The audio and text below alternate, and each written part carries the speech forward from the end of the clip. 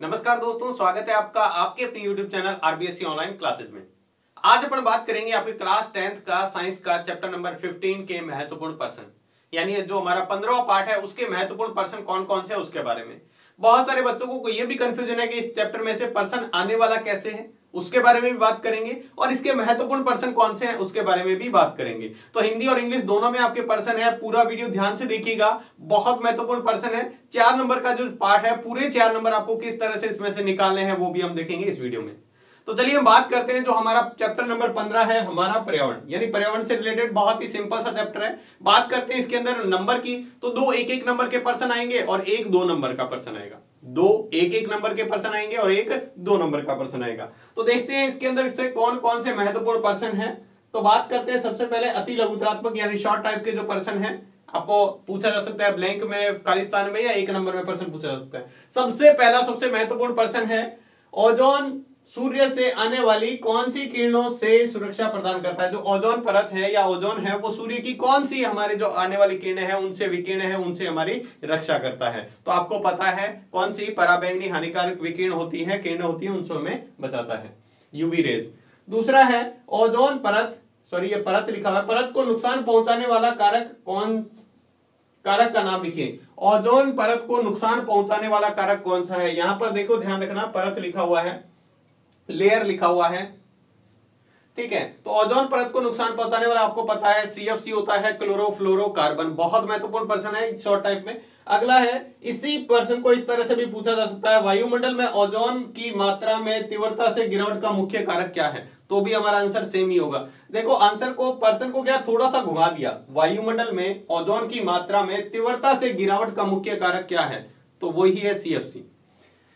अगला जो पर्सन है, अजैव निम्नीकरण पदार्थ के 2 उदाहरण लिखिए। कौन से अजैव निम्नीकरण पदार्थ होते हैं, आप लिख सकते हैं जो अजैव निम्नीकरण है, जैसे प्लास्टिक हो गया, धातु हो गया, या फिर चमड़ा हो गया। इस तरह के बहुत सारे होते हैं, जो बहुत सारी दवाइयां वगैरह जो होती है वो सारे क्या होते हैं, हमारे अजैव निम्नीकरणीय पदार्थ होते हैं। आप भी और लिख सकते हैं और जो आपको पता है। उसके बाद है, उत्पादक किसे कहते हैं। उत्पादक किसे कहते हैं, वे जीव जो अपना भोजन स्वयं प्रकाश संश्लेषण की क्रिया द्वारा बनाते हैं, उन्हें हम क्या कहते हैं, उत्पादक कहते हैं, जो भोजन के लिए किसी भी दूसरे पर निर्भर नहीं रहते।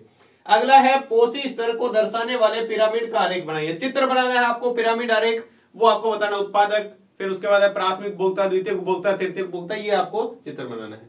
इसके बाद में अगला है, यूनेप का पूरा नाम। What is the full form of UNEP.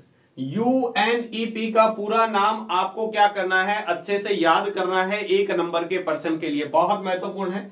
अगला है, आहार श्रृंखला का एक उदाहरण लिखिए। Give an example of A food chain. Food chain का एक एग्जाम्पल लिखना है आपको, इसका उदाहरण लिखना है आहार श्रृंखला का। जैसे कौन किसको, पेड़ पौधे को एक जीव खा रहा है उसका नाम, उसके बाद उसको कौन खा रहा है, उसके बाद उसको कौन खाता है, ये है।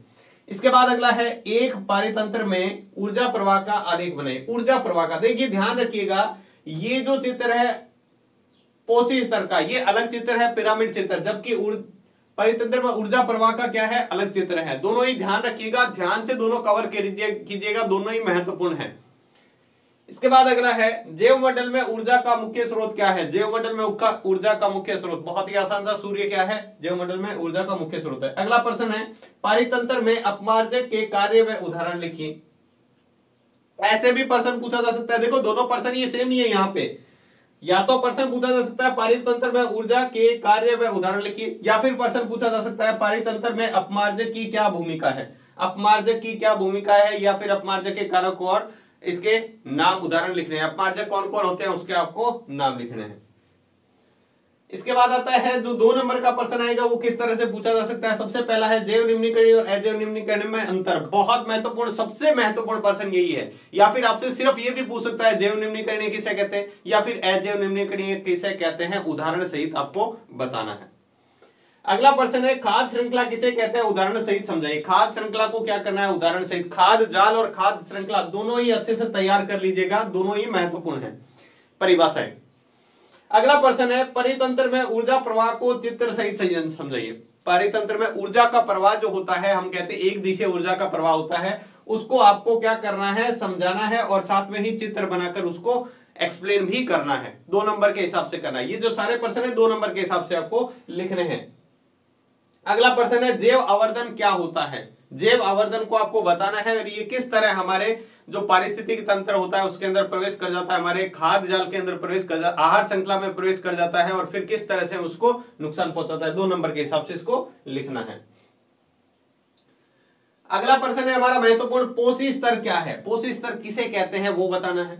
ठीक है, एक उदाहरण लेना है। इसको आगे पूछा है आहार श्रृंखला का एक उदाहरण देकर पोषी स्तर बताइए। एक आहार श्रृंखला का, जो हमने पहले आहार श्रृंखला का उदाहरण लिया उसी तरह से ले सकते हैं। जैसे घास है, घास को कोई कीट खा रहा है, कीट को मेंढक खा रहा है, मेंढक को सांप खा रहा है, तो वहां पर हम क्या कहेंगे, जो पहला पोषी स्तर, दूसरा पोषी स्तर, तीसरा पोषी स्तर, चौथा पोषी स्तर कौन कौन सा है उसको आपको 2 नंबर के हिसाब से बताना है। एक्सप्लेन नहीं करना है, सीधा आपने एक खास श्रृंखला बना ली कि यहाँ पर हमारे पौधा है, पौधे को कीट खा रहा है, कीट को सांप खा रहा है, और इसके बाद ये पहला पोषी स्तर हो गया, दूसरा पोषी स्तर हो गया, तीसरा, इस तरह से हमें क्या करना है, इसको बताना है। अगला है कचरा निपटान की समस्या को कम करने के 2 उपाय लिखिए। कचरा प्रबंधन के 2 उपाय आपसे ऐसे भी पूछा जा सकता है, कचरा प्रबंधन के 2 उपाय लिखिए। तो कचरा प्रबंधन कैसे कर सकते हैं उसके बारे में हमें बताना है। सिंपल सा प्रश्न है 2 नंबर में, तो 2 पॉइंट आपको लिखने हैं। अगला 7वां है अजैव निम्नीकरणीय कचरे से कौन सी समस्याएं उत्पन्न होती है। अजैव निम्नीकरणीय जैसे पॉलीथीन वगैरह है, इनसे कौन कौन सी समस्याएं उत्पन्न होती है उसके बारे में आपको लिखना है। तो ये इस तरह के पार्ट इस चैप्टर में से प्रश्न आपको पूछे जा सकते हैं। ये प्रश्न बहुत महत्वपूर्ण है, इनको आप अच्छी तरह तैयार कर लीजिएगा। जहां तक है इससे बाहर आपको प्रश्न नहीं देखने को मिलेगा। पूरे 4 नंबर आपको इसी में से ही प्राप्त हो जाएंगे। इसको अच्छी तरह तैयार कर लीजिएगा। अगर आपने बहुत कुछ नहीं पढ़ा है और इस चैप्टर में क्या पढ़ना है आपको, तो आप इन टॉपिक को अच्छे से क्लियर कर लीजिएगा। आपका सारा जो चैप्टर है वो क्लियर हो जाएगा, मतलब चैप्टर में महत्वपूर्ण आने वाले प्रश्न आपके क्लियर हो जाएंगे। फिर भी अगर आपका टारगेट बहुत बड़ा है, 90-95 प्लस है, तो फिर आप चैप्टर को अच्छी तरह रीड कीजिएगा, एक एक लाइन को अच्छी तरह समझिएगा और किस तरह से आपको लिखना है वो भी आपको ध्यान में रखना है। तो आज के वीडियो में बस इतना ही। मिलते हैं नेक्स्ट वीडियो में इसके नए चैप्टर के महत्वपूर्ण प्रश्नों के साथ। तब तक के लिए धन्यवाद।